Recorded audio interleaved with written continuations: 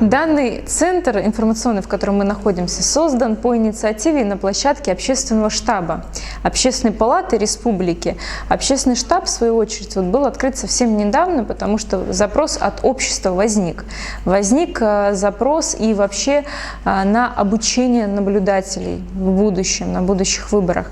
Эту программу методическую Ассоциация «Независимый общественный мониторинг» совместно с Общественной палатой Российской Федерации презентовала еще в начале февраля на площадке Координационного совета профильного общественной палате. И вот у нас на протяжении 2 месяцев шло обучение региональных преподавателей, те, кто будут уже сейчас обучать наблюдателей. И вот те наблюдатели, которые сегодня присутствуют на участках для голосования, на избирательных участках, это те, которые прошли специальную программу, которая вот была подготовлена совместно с институтами основными гражданского общества. Основная задача наша сегодня в Якутске – это общественный контроль за процедурой проведения выборов главы Якутска. Мы уже наблюдаем 3-й день. Здесь у нас работает информационный центр общественного штаба Общественной палаты. На данный момент мы фиксируем одно нарушение конкретной процедуры – это проведение незаконной агитации. Курсируют автомобили по всему городу, которые, соответственно, занимаются агитацией незаконной в день выборов в первую очередь. Мы по этому поводу написали обращение в адрес территориальной избирательной комиссии города Якутска, которая, в свою очередь, обратилась сейчас в МВД.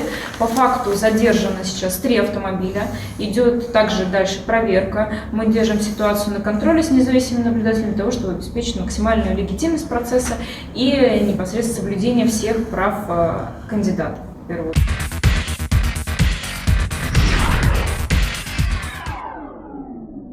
Это то, что возможно ли фальсификации, возможно фальсификации при бумажных бюллетенях и как за этим проследить. За этим следят независимые наблюдатели, профессиональные наблюдатели, которые находятся и сегодня, и вчера, и позавчера на избирательных участках в Якутске. Если мы говорим, в принципе, о замене и о дистанционном электронном голосовании как панацеи от проблем фальсификации, то здесь, я считаю, полностью заменить дистанционное электронное голосование нельзя. При этом нужно понимать, что процесс конкурентный выборов всегда. Было, есть и будет. И здесь очень важен, во-первых, участие самого человека, потому что человек всегда доверяет только человеку. Понятное дело, что системе кто-то доверяет, кто-то не очень. Должна быть вариативность действий. Когда есть вот это окно вариативности, тогда можем говорить, что максимально удовлетворены все потребности избирателей.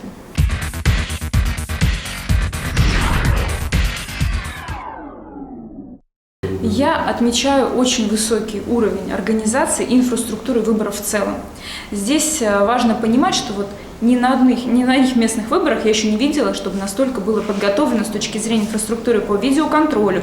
Чуть только поступило сообщение, сразу начинают проверять камеры видеонаблюдения. Есть камеры трансляции видео, когда проверяется сохранность сейф-пакетов в сейфах и в ночное время. Если возникают вопросы, вот конкретно сегодня возник вопрос по одному из участков, просматривали камеру видеотрансляции. И она дала конкретный ответ наблюдателю. И наблюдатель не вызывает сомнений никаких. Да, есть вопросы по организации с КАИБами, но при этом мы это обсудили, и здесь как бы вопрос стоит намного глубже, потому что сейчас применение КАИБов при многодневном голосовании оно практически невозможно, потому что там нужно обновление программного обеспечения. Я уверена, что Центр избирком с этой задачей справится в ближайшее время, но на текущий момент установлены стационарные урны. И я хочу сказать, что нигде еще на местных выборах я не видела такого уровня открытости, гласности, учитывая тот факт, что во всех практически избирательных комиссиях висят таблички от руки начерченные, где фиксируется явка. Вот на состоянии на 10 утра такая явка. Нигде такого не было, чтобы на всех избирательных участках это фиксировалось. Поэтому я отмечаю высокий уровень легитимности и открытости избирательной системы. И что очень важно, сама избирательная система, она оздоровляется.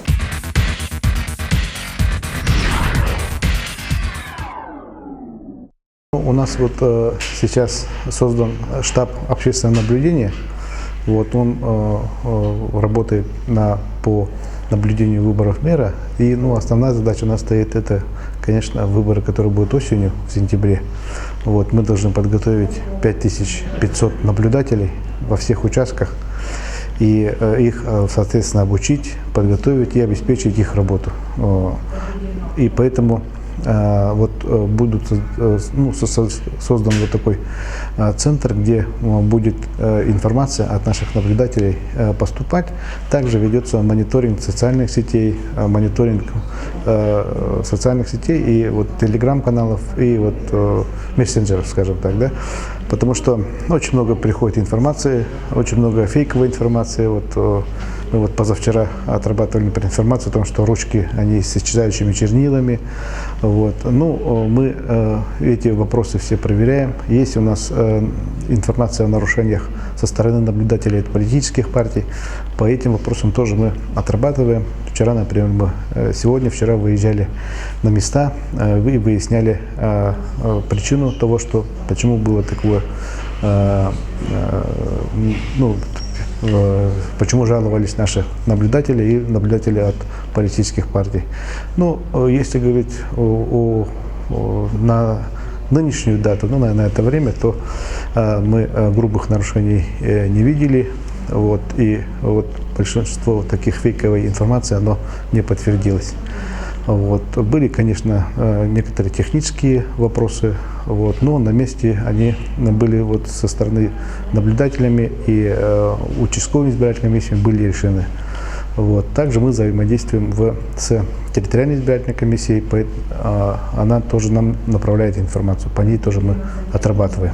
Если я, например, выйду на центральную площадь, там по хулиганию, меня сразу же поймают, и у меня произойдет наказание, да? А если я напишу какое-то такое же, это в письменном виде и вброшу во все соцсети, никакого наказания не будет.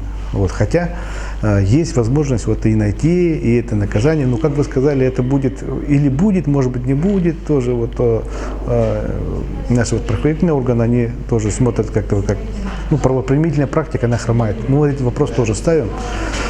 И второй вопрос мы ставим в том, что есть у нас наблюдатели, это мы не разделяем наблюдатели от общественной палаты, от политических партий. Они, например, сейчас 3 дня, я тоже сейчас в 707 участке сам наблюдатель, меня пока сменили, 3 дня работаем, да, но никаких гарантий, социальных гарантий или какие-то преференции со стороны работодателей законодательно не прописаны. То есть, если, например, у нас доноры, да, человек, который сдает кровь, он получает какие-то преференции. Один день выходной, да, и там чай с сахаром, знаем все, да. А человек-наблюдатель, он 3 дня своих отдает, получается, государству для того, чтобы обеспечить легитимность голосования. Если он даже от кандидата, если он даже от общественной палаты, все они под одной целью, чтобы обеспечить легитимность. И никаких у него преференций.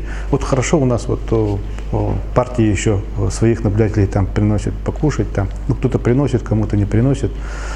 Здесь, конечно, хотелось бы нам отработать и этот вопрос мы, кстати, будем ставить на трехсторонней комиссии совместно с профсоюзами и работодателями и правительством о том, что мы должны все-таки тех людей, которые по гражданскому долгу пришли наблюдать, мы им должны сделать какие-то, скажем так, гарантии и преференции. Над этим тоже мы работаем. Мы и в прошлый раз этот вопрос ставили, сейчас тоже будем ставить. На уровне региона мы будем на трехсторонней комиссии этот вопрос ставить.